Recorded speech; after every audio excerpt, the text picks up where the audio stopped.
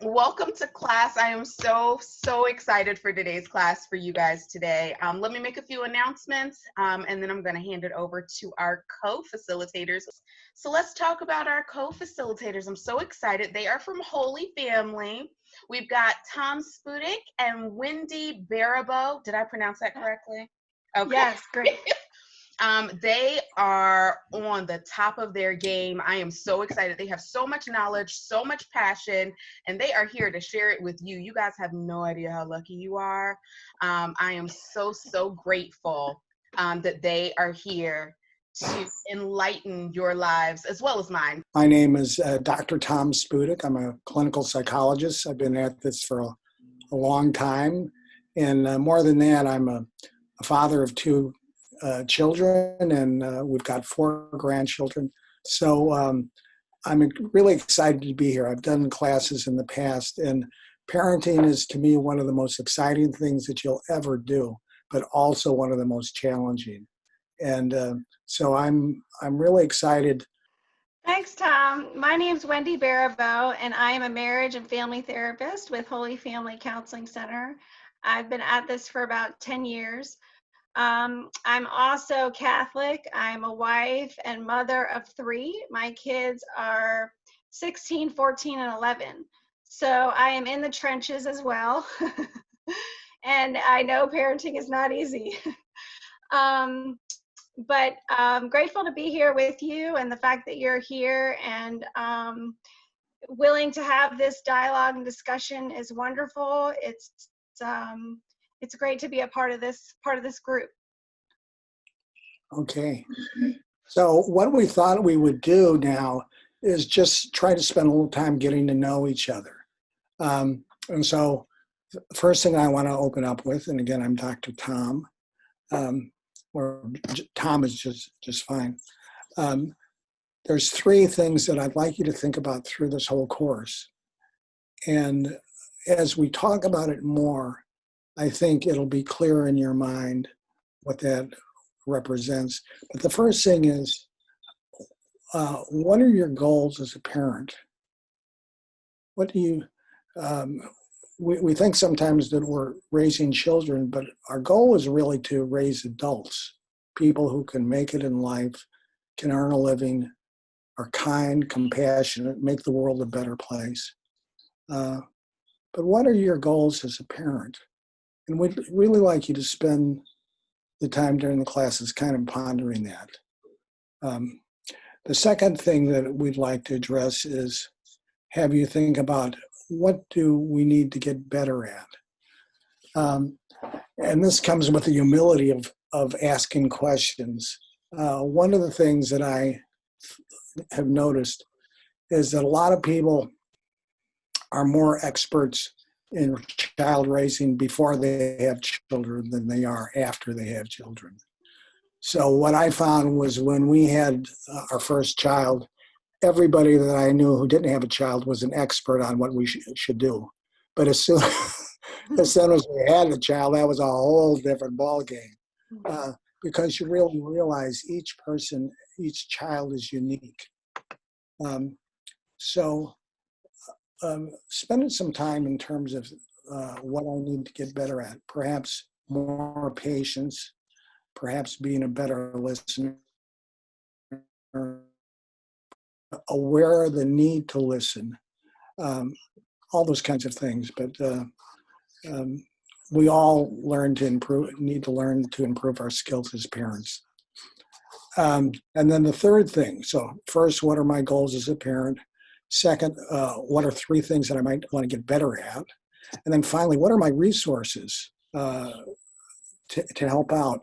I'm of the opinion, and Wendy, again, love to hear what you think, but we can't really be a parent totally by ourselves, because inevitably there's things that come up where we're not sure. We may think back to our own parents and get examples there, but sometimes they didn't know how to deal with something, or may have dealt with it in a way we don't want to anymore. So finding some wise counsel, just people that you can talk to and say, I don't know how to deal with this particular issue, I think can be very important. we're going to be here for just 5 weeks, but you're going to be parents for a lifetime. Actually, my kids are, I guess I'm giving away my age here, but I have a 47-year-old daughter and a 44-year-old son. But they're still my kids in some sense. They still are watching me for what I do, for good or ill, whatever. And so this whole idea is that we all, at every point in life, can use counsel on how to be better parents or grandparents, or in some cases just nieces and uncles and aunts and whatever. So those are the 3 things I hope you'll consider. Yes, Wendy. Yeah, Tom, I just wanted to say it might be helpful to write down these questions just for yourself if you have a journal or something. The 3 questions are, what are your goals for your children? And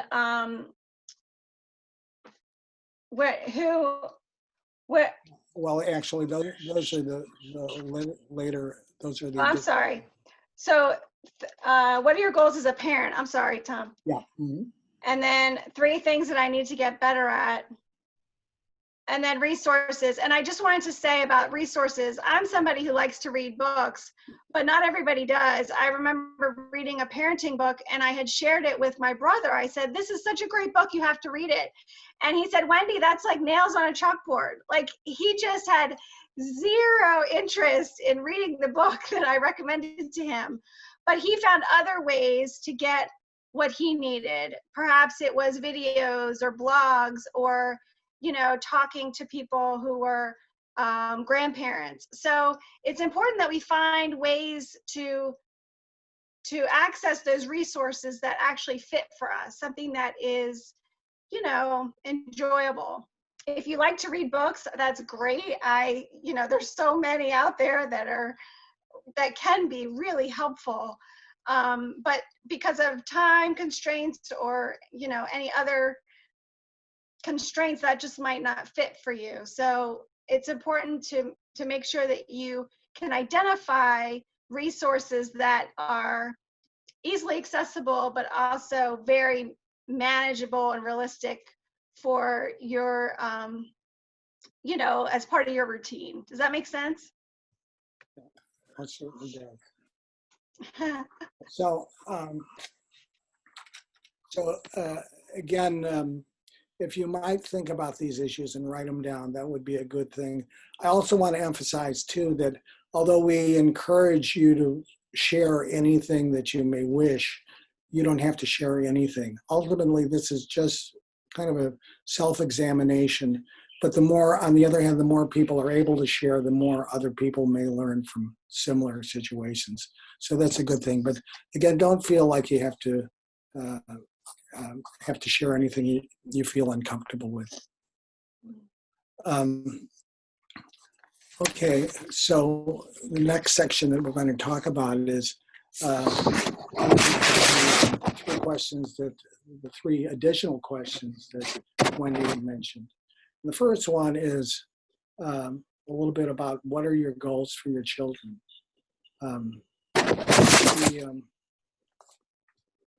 So what we'd like to do is have a little bit of input, and I can kind of start it off myself, just telling you what my goals were when we had children and what they are now. First of all, I didn't really know what being a parent would be like, but I knew that I wanted them to be happy.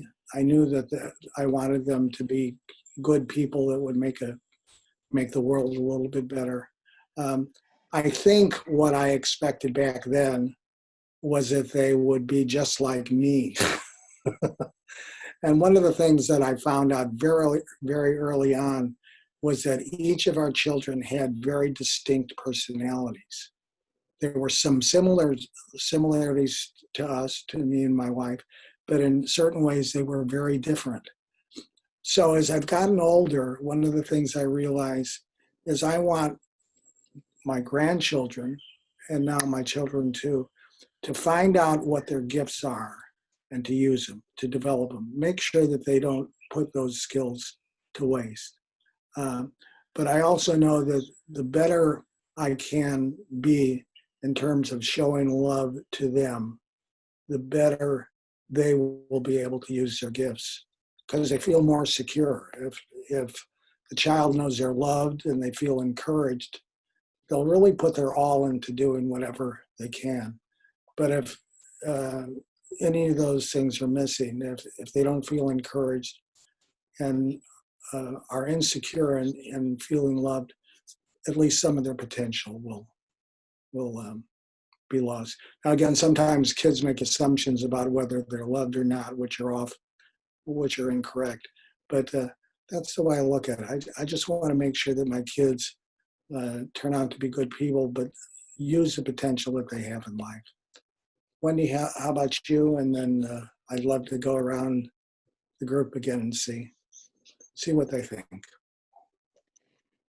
Absolutely. We value sports in our house. We value education, and I've always encouraged them to be kind-hearted, that they can think for themselves to how to be kind, how to use their heart in relating with other people. Also, I saw Desiree wrote to teach independence and confidence and the importance of expressing herself. I love those goals. Those are great. Shauna writes to like who you are and always be true to yourself, to respect others and like them for who they are. Everyone has an inner light. It's beautiful. And that's one of the great challenges for most of us, finding out what that inner light is and actually developing it. And oftentimes, I think one of the challenges kids have is they doubt that they have that special talent or that they have anything great that might be developed. And it doesn't have to be a big kind of deal, but each person has the possibility of really making a positive difference in the world. Yeah. And finding out what that skill is really important. Yeah. Okay. Ilana, do you have anything to add? And I'll just add, I see we have Shauna and Ilana who replied. And we've got Antoinette. I think we read all the comments. Okay, that's it. Okay, so now without, just quickly, we will talk about the joys and the challenges of being a parent.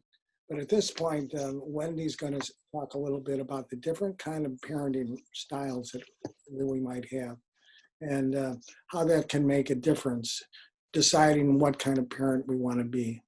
So Wendy, go ahead. Okay, thanks, Tom. So we have 3 types of parenting styles. And if we think about the first one is permissive parents, where we're really friends with our kids. That's sort of over here. And then we have the super strict parent, this parent that is always tough and strict. That's sort of over here. And then there's a lane in the middle that is considered authoritative. And that is where we are loving parents, where we have a strong, solid, loving relationship, but we also are disciplinarians. We're able to set limits that are clear and consistent. So I'm going to explain more about each one, and then how to, obviously the third middle lane is where we want to be, how to try to get there with our daily tasks of parenting. So first, the permissive parent is where the child and parent become friends, and they really want their kids to be happy all the time. They don't want their kid to feel any sense of disappointment. The child sees that they're a special part of the family. Their opinion counts all the time, even if it's not age appropriate. So we want to be careful about that. Parents will often say, this is just a phase that they're going through. So the parents are not correcting behavior. So, parents are not correcting behavior. They're just kind of making excuses. Oh, it's just a phase. It's hard to distinguish between the parent and the child sometimes in terms of who's making the decisions. The child doesn't really respect the parent. And then there's a lot of confusion over time. This can lead to confusion about what are the rules and what's my responsibility and what's your responsibility.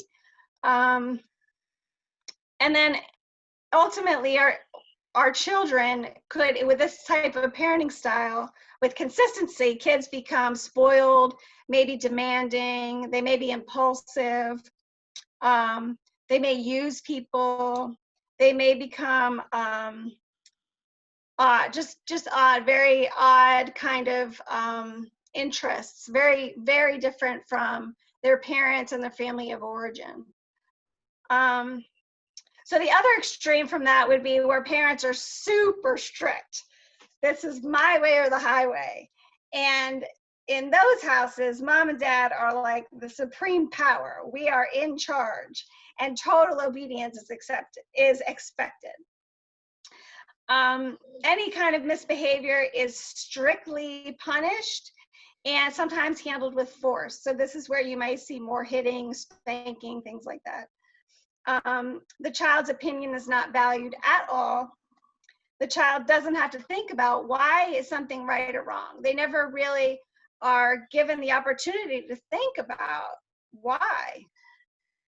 And then love, the child experiences love as being conditional. So over time, the child will have a sense of safety and security and may become obedient, but they don't really learn their own reasoning skills, and they don't really learn how to think for themselves, and they tend not to try new things. They could be afraid of trying new things or taking on some sort of adventure.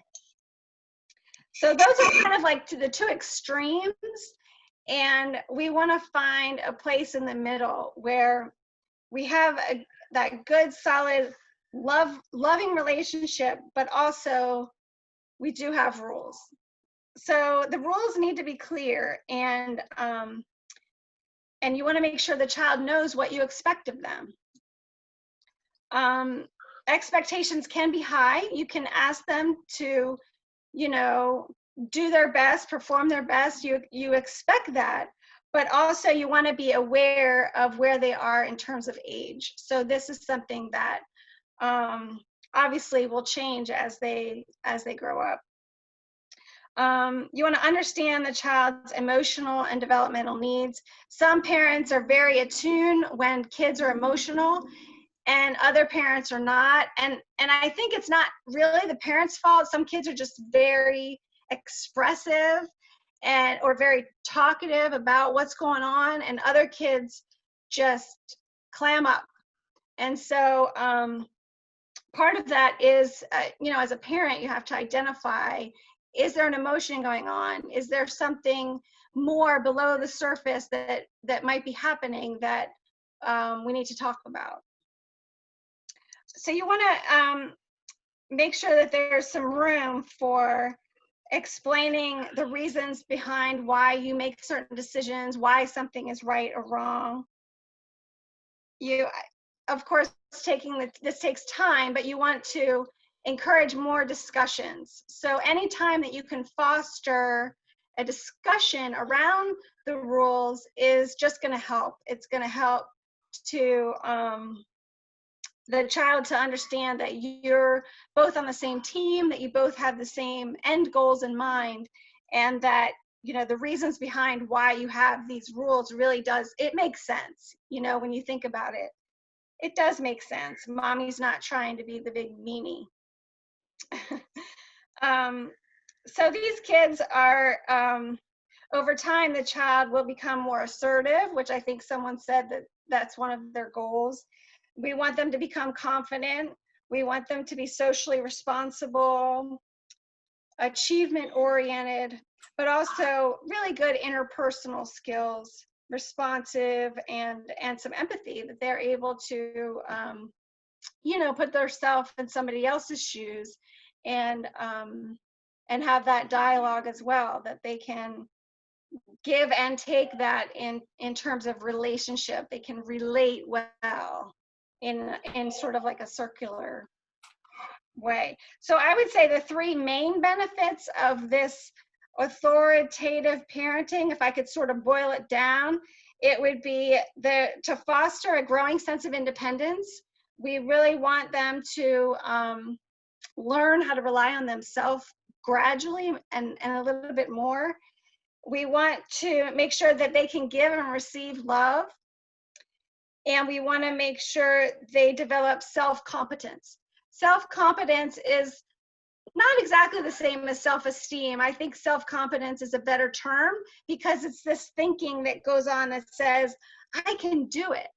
I can do it. And that is really what is going to propel them into putting energy and effort into really what they need to do for themselves. Does that make sense, Tom? Yes, very nice, Wendy. I'd like to kind of say how I look at those three categories in very simple terms.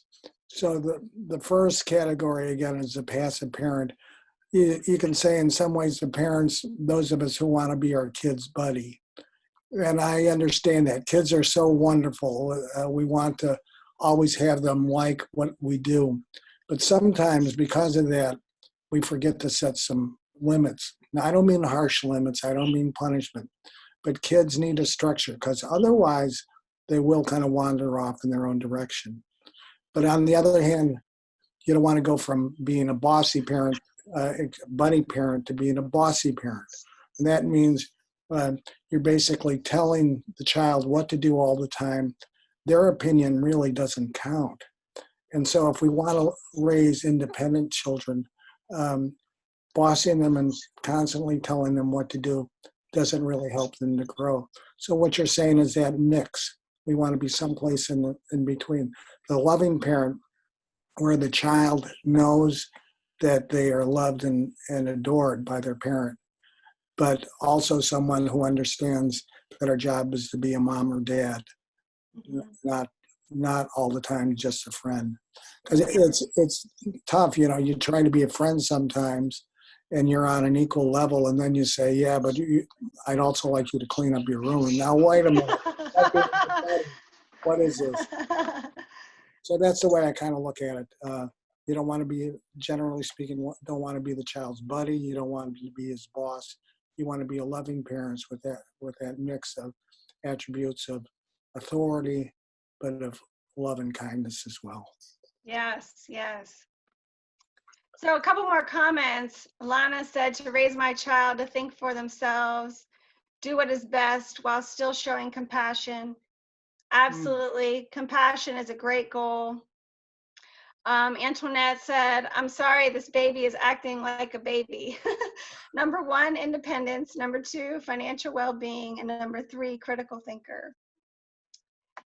And then Tavana says, my goals for my child is for him or her to be the best they can be, to well educate them and keep them on top of that they can go far in life, to get them to understand they can do whatever they put their mind to. Sometimes a backup plan would be required if things don't go necessarily go as planned. That's great. Good multitasking. That was from Tom. Desiree says, I'm definitely in the middle because I would rather talk to her about what she did and go from there. She is still young, so it takes a couple of times. Yes. Young kids definitely will test your patience, that's for sure. And good for you to be able to recognize that it does take time. Shauna said, maybe you might need different parenting styles depending on the child. Yeah, I think that's a good point. Maybe different styles depending on the context, depending on what is going on with your child, whether they are involved in something that's really serious or whether they have a serious mental health disorder, a serious disability perhaps. Of course, there's going to be different circumstances where we have to adapt. That's certainly part of it.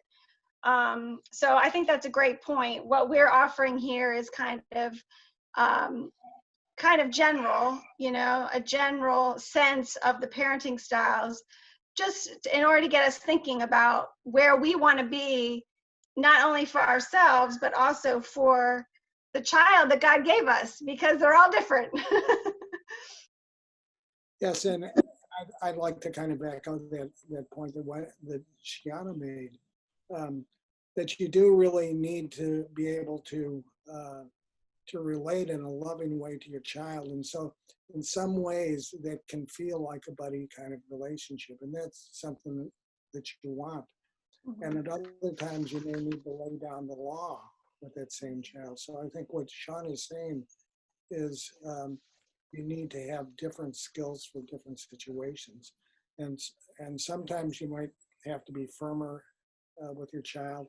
And kids are different. I mean, there's some kids, in this case of our son, the idea of doing anything to upset mommy and daddy when he was little was just kind of off, totally out of his head. Our daughter, on the other hand, from the beginning was an independent thinker. So we, and I should say independent actor. And so you do need to have different skills, the ability to relate and listen no matter what, but also at times the ability to be firmer when you have to as well. So great point, Shiana. By the way, I'm really liking the comments and questions. We really want this to be as interactive as possible. And so far, folks, you're really coming through, so we appreciate that. The next thing we'd like to talk about a bit, I'll have this section. Is there anything that you would like to imitate in terms of how your own parents raised you, or your parental figures, if you weren't raised with both parents or one parent? So anything that you might want to imitate, and anything that you might want to do differently. Let me consider. I'll go first, Tom, while we wait for the comments. Yes, and if you need to, you can just take a time to think about it too.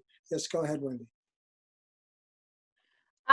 It's a little bit about what we talked about before, based on Sean's comment, but in my house, my parents were, I would say, more in the middle, in the middle of parenting, up until they got divorced. And then once they got divorced, I was 14 and I was living with my mom, but she and my dad were in court for about 2 years, just figuring out custody and figuring out finances.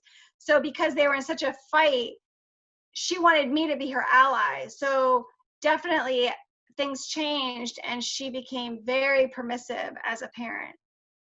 And that, what you point out, that can be a common problem, that when there is conflict between the parents, very often it overflows to how it affects the child as well. So the other thing I've seen sometimes is the parent might feel badly or even guilty about being away. And so sometimes they overcompensate.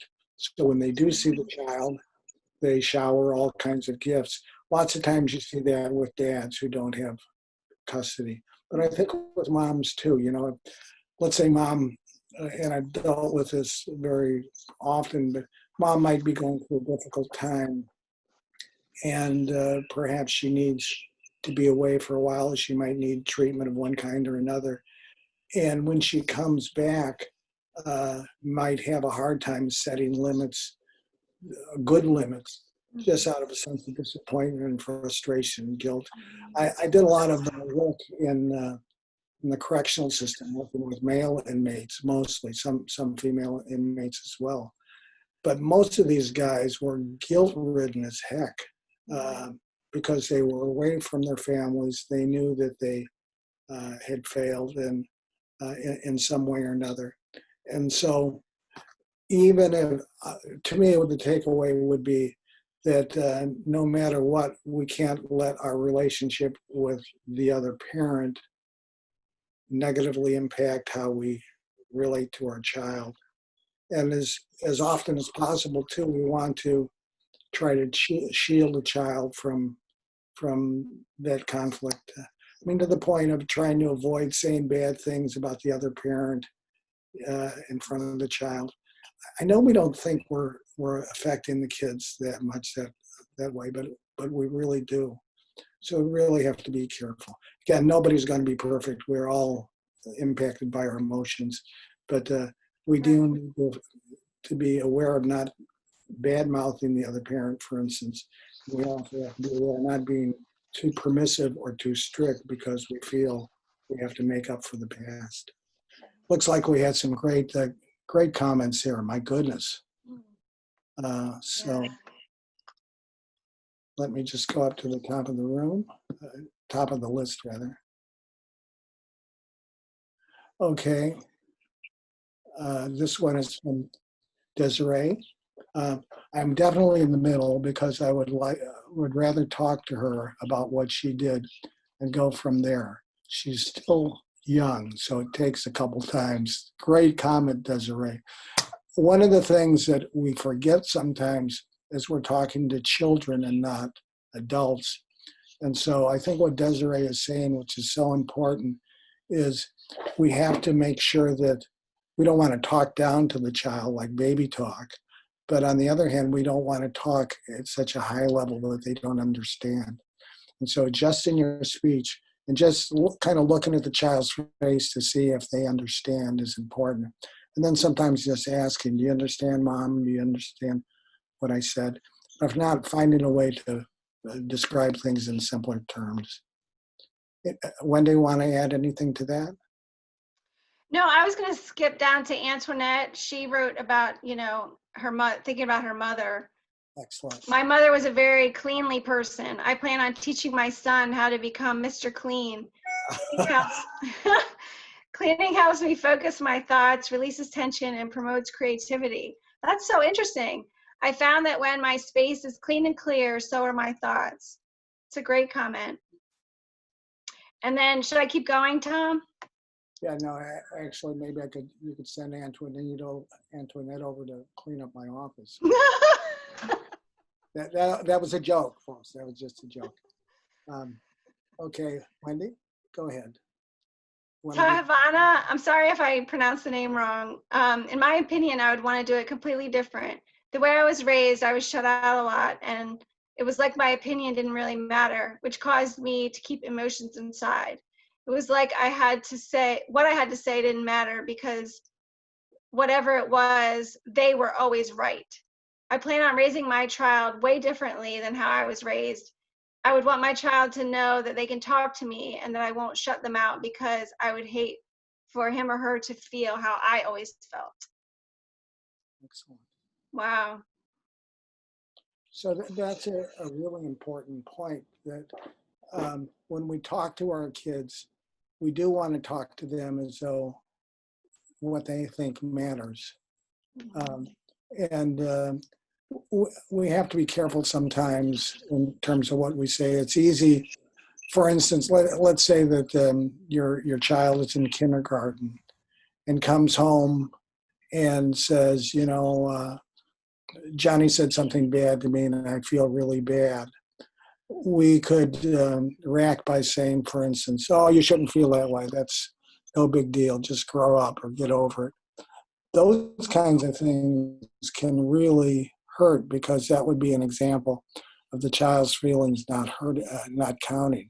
Mm-hmm. So we do want to listen, and this is just my opinion, but the best metaphor is to try to see and experience the world through your child's eyes.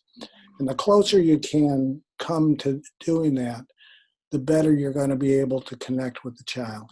Now, sometimes kids overreact or they kind of misinterpret what's going on.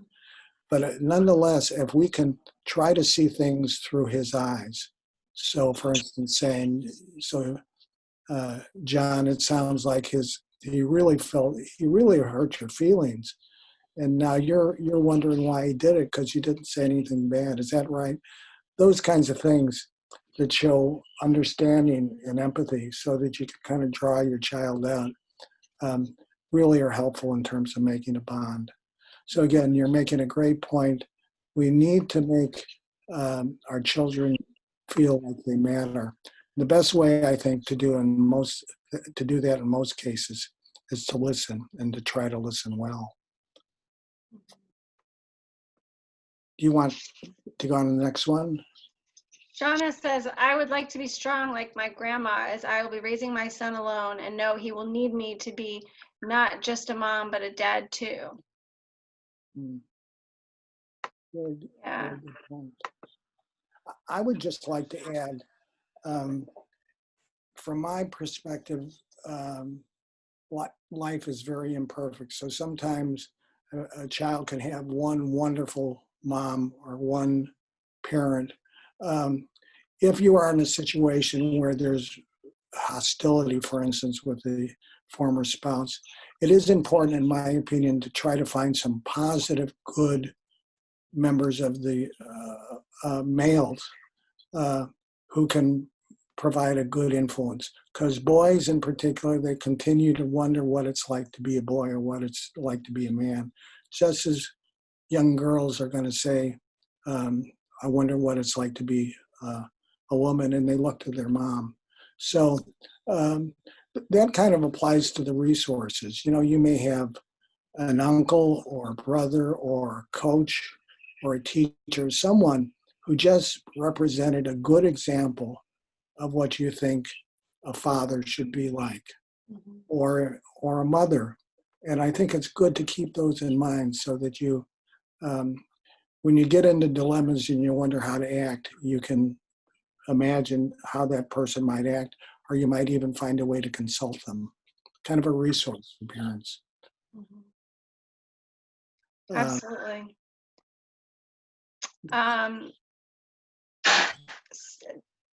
Tavana says, I would also show them that too. The way they didn't just think I was just saying, it was just saying something just to say it. I want nothing but positive energy around my child. It was a lot with my parents being divorced.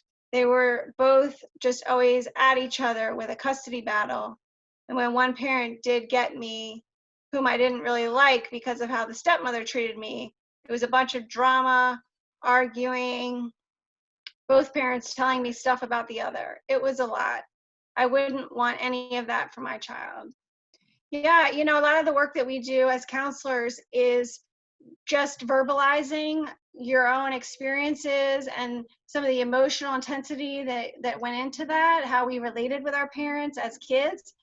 Just simply acknowledging what happened, talking about it, sharing it with another person is a huge step, because it just brings the awareness so that we're not going to necessarily mindlessly repeat what our parents did and how they would say things and how they would do things. So I think it's great that you're able to be open and honest about this, and you know, just talking about it really helps.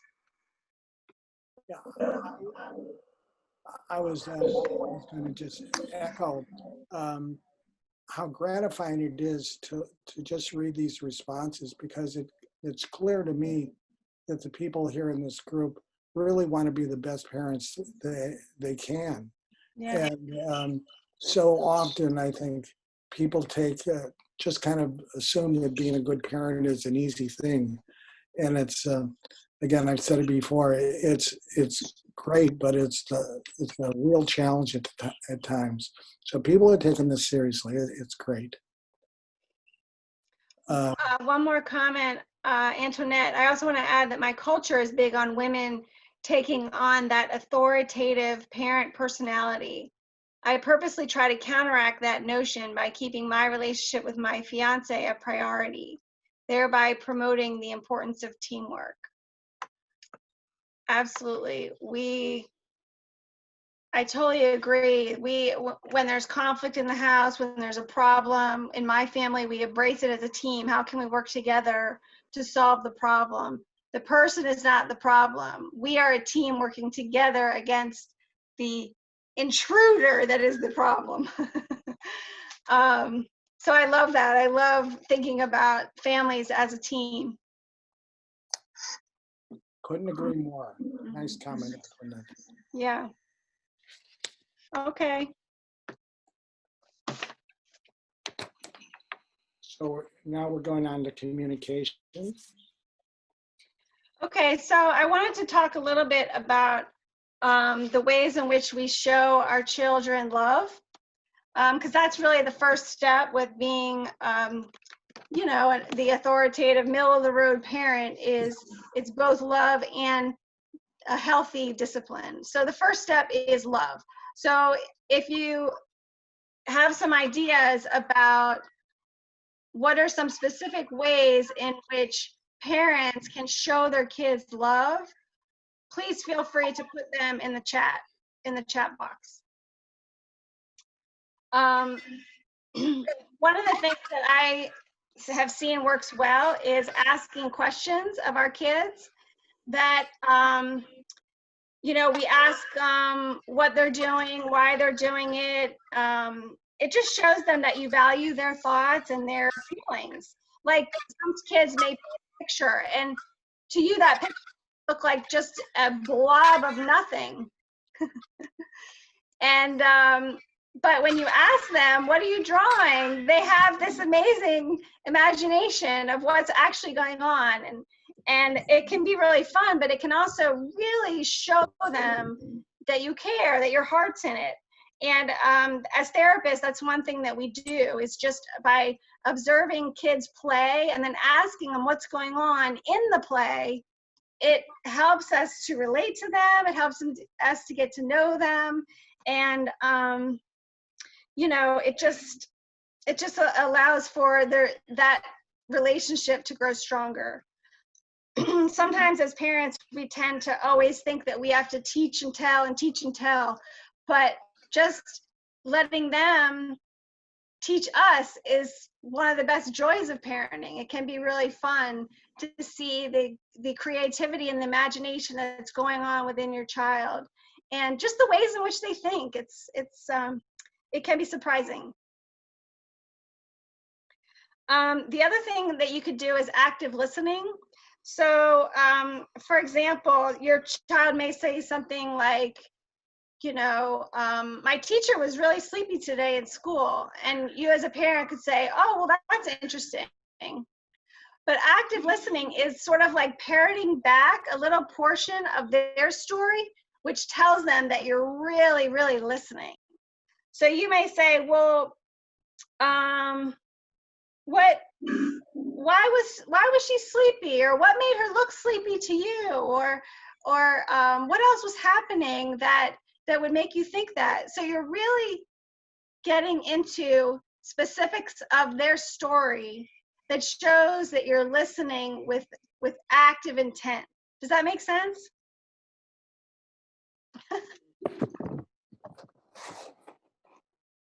Okay.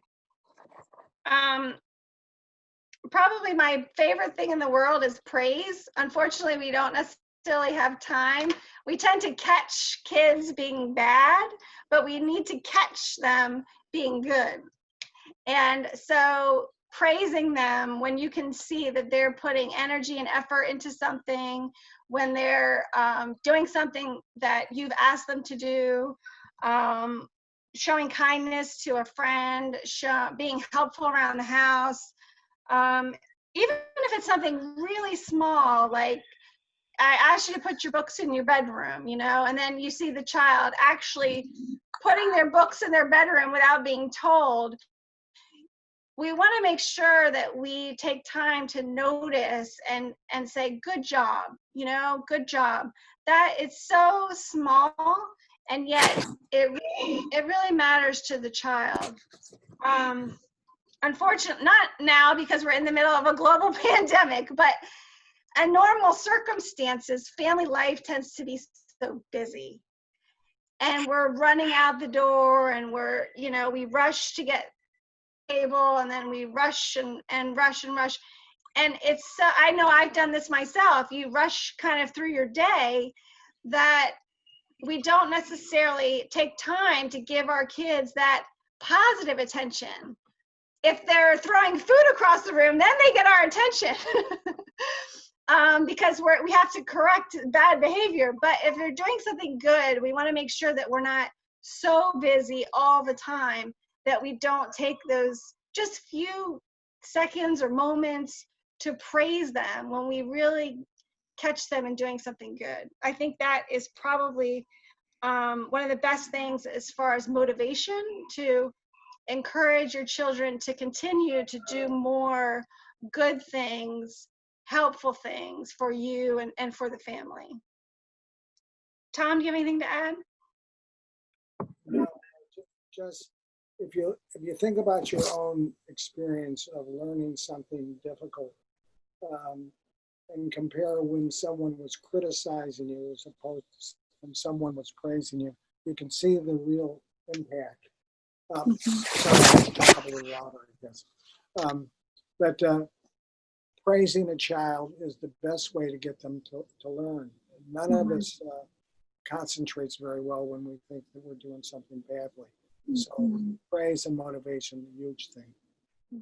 Tom, your microphone is dim just a little bit. Maybe, I don't know if you want to turn it up or talk into it. Okay. It's just a little soft. Okay. No, I need to remember that. My voice tends to be soft. But go ahead, Wendy. Yeah, that's good. So those are kind of the loving things we can do. We ask questions, we listen well, we show them we're listening, and we praise them. In terms of authority, we need to set obviously rules that are consistent. When your baby starts to crawl, you may put them in a playpen or put them in like a room that has gates and some boundary around it, and these walls keep them safe. You want them to kind of crawl and explore, but you don't want them to be all over the place or, out the front door. So as they grow up, we don't necessarily have physical walls anymore, but the rules of our family become the structure, and it becomes the place in which we offer a sense of security and stability, that our consistency with the rules really foster that. There's a sense of safety inside the rules, but also the rules are not so tight that they can't explore. They do have some room to explore around and to make some choices and to try things. So the rules really are incredibly helpful in terms of establishing this sense of security within kids. So another word saying that is that kids feel safer when they know that there's some limits. If they think that there are no limits on what they can do, they actually feel more anxious. Yeah. Having some boundaries is not a bad thing. You don't want it to be punitive. You don't want to be harsh with your children. But them knowing this is what I can do and this is what I shouldn't be doing really clarifies things. For one thing, they know how to stay out of trouble. Yeah, and we don't need a ton of rules. We need some basic rules of our house that it doesn't have to change every single year. It's just one of the best things that I use even now is the golden rule. Treating others as you would want to be treated. It's really a good reminder. It's a good way of keeping it simple, but also there's a lot that kids and parents can think about when applying the golden rule. And then of course, as they get older in the teenage years, you're going to need to make some adaptations there. But, you want to also can make sure that it's clear. Sometimes I put the rules on the refrigerator so that there's no question. These are the top 4 most important things, the rules of our house, and make sure they know what they are, that there's no surprises about, well, I didn't know. Also, you want to remember that the rules apply to both parents and kids. So we have a rule in our house, no cursing in this house. But of course, one day when I was coming down the stairs, I had slippery socks on and I have a wood floor, and I slipped and fell on my butt and the S word just kind of popped out. And my kids, of course, heard this. And, you know, it's an unfortunate thing that happened, but it's a good reminder in that we're all in this together. We all have to think about the rules and be aware. Not to say that it's easy, but I think we need to, for that particular occasion, I apologize, and I have tried to do better in that department. Desiree writes, I always try to find time where me and her color, play with Play-Doh, and go for walks. I love that. Yep, having fun together, just spending time together. That's probably the number one way to show your child that you love them, is giving them that time. Miss Wendy, what you said about catching the child doing something good reminds me of the book, Who Moved My Cheese? An encouraging attitude will create a great home environment for the most part. So I'm not familiar with the book, Who Moved My Cheese, but I'll make a note of it. What I wanted to do was just open up the floor at this point for any questions, general questions that people might have. We've covered a lot of territory about communication. We've talked about the different kinds of parent roles that we might want to play. So at this point, we'd like to take these last 20 minutes to just address any questions or topics that you might like to bring up. And while we wait for comments, I'll just say a little bit about our roles as parents. We have many different roles. Tom, a little louder, please. Yeah, thank you. We have many different roles as parents. So one is, and this is the one that I like to emphasize, is the one of teacher. The reason I say that is I had an incident similar to what happened with Wendy. When my son was about 3 years old, I was out walking with my wife and our older daughter. And excuse it, but as we were walking along, at some point he just uttered the words, "Damn it." And I literally looked at him and I said, "Where on earth did you learn that?" And then I listened, I thought about the intonation and the sound, and it was me. And what I realized was that I was always teaching my child, even when I didn't realize it. And they pick up on all of our shortcomings and all of our strengths, and hopefully they see more strengths than weaknesses. But just be aware that whether we think we're on the clock or not, we're constantly teaching by our example, and they are really absorbing those things. Mm-hmm. It does look like we have a question, and this is from Desiree. She says, teeth is definitely testing my patience. Teething is definitely testing my patience. She thinks she already knows everything, and it's like talking to a wall. Any comments? Wendy? Yeah, at some point I was complaining to one of my friends that my teenager just doesn't listen to me. And I talk until sometimes I feel like I talk till I'm blue in the face, and it's like talking to a wall. And her kids are a little bit older, and she said, you know, even if you don't think that they're listening, it's important that you keep trying. That they are going to tune you out at times, but there are other times where they're going to listen and you don't think they're listening. So keep trying, keep at it, don't give up. And just the fact that you're making the energy and effort to try to explain something, it shows them that you love them. Even if they tune you out, push you away, walk away, whatever. It's, you know, it's part of the journey. It's part of the job, I would say, of parenting. I wanted to mention, I forgot, it's just physical touch, that babies and toddlers, that their brains actually grow and develop more with more skin on skin contact. And it's obviously something that we love, but it's also something that we don't necessarily know the full extent to how much kids need that, and they really benefit so much from that. So, you know, if you're reading, you want to sit where maybe your arms are touching each other, or if, you know, if they're old enough to help you with something, you can be side by side and touching. And then obviously the hugs and the kisses, and just anywhere that you can give them that affection that is going to really calm them and give them that similar sense of security that I was talking about earlier. For 13 months especially.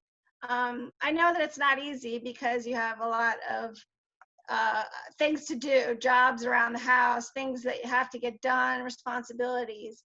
But if there's any way to bring the kids into that together, you know, sit on my lap while I read something, or, you know, sit on my lap, I just have to send out a quick email or something like that, where you can be together, but also, you know, recognizing there's a limit in terms of the time. Yes, one thing to remember about 13-month-old children too is they're at a very different level of understanding than older children.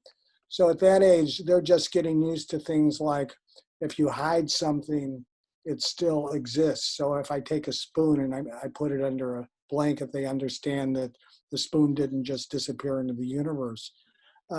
So that's the level of understanding. Sometimes as adults, we talk to young children and expect that their level of understanding is similar to ours, and they're really quite different. Children don't understand lots of things at that age. So I would, at this level, rather than reasoning with the child, I think we really need to focus on reading what their needs are and addressing them. I can think of an example from a little older child too. I remember hearing a story about a little girl that asked her parents one time, "So, Mommy, where did I come from?" And of course, the parent immediately thought, "Oh my goodness, we got to get into that already. She's only 5 years old and she wants to know where she came from." So anyway, Mom goes into this big, long discussion, you know, the birds and the bees, and kind of trying to explain things in ways that the little child understands. So finally, the little girl says, "No, you don't understand. I want to know whether I was born in Chicago or Detroit."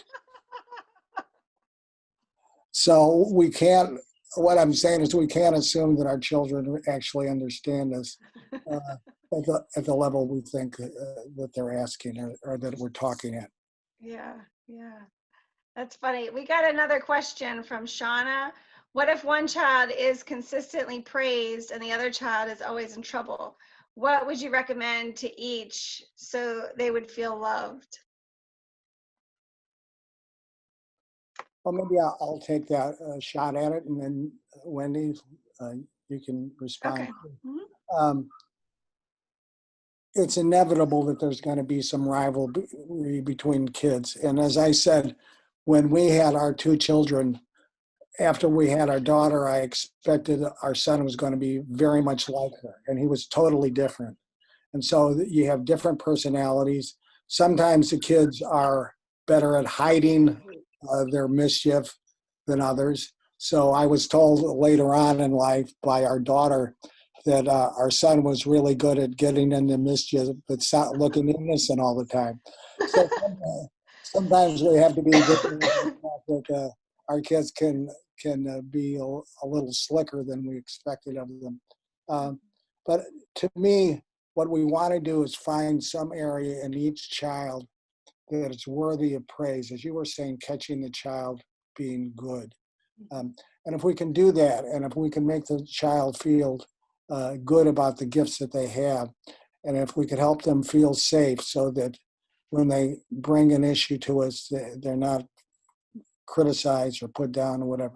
If we can do that, we build an alliance with the child. They understand that we love them, but our feeling of closeness is going to be influenced by, also their response as well.